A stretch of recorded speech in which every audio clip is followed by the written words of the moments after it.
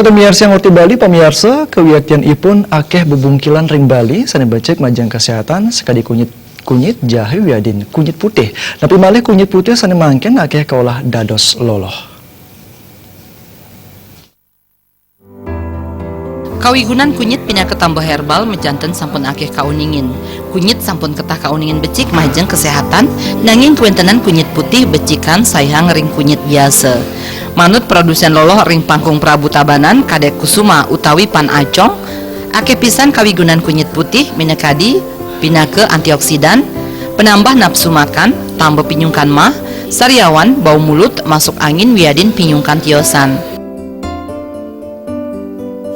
Manfaat kunyit putih itu sebagai antioksidan, menambah nafsu makan serta mengatasi mah, sariawan, menghilangkan bau mulut, masuk angin, perut kembung, diare, keputihan, dan lain-lain. Banyak sekali manfaat dari kunyit putih tersebut.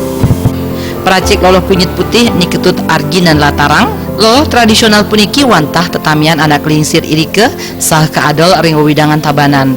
Manut nyani dengan pisan makarya loloh puniki. Yening nenten medue galah taler sampun akeh keadol ring toko yadin warung. Yening jagi makarya loloh puniki patut nyediayang lakaran utama merupa kunyit putih sanes sampun resik kedagingin cuke, genis, tasik, juk nipis, toyo hangat wiadin toyo mineral.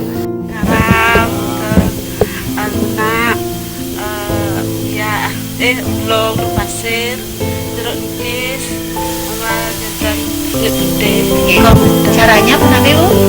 Blender, saring 2 kali. Nikah tahannya berapa lama Bu? 4 hari, dan membuka 4 hari. Loloh kunyit putih nenten medaging pengawet, mawinan krama ring wewidangan Tabanan dahat seneng ngajeng loloh sehat puniki. Pera Widya, Bali TV.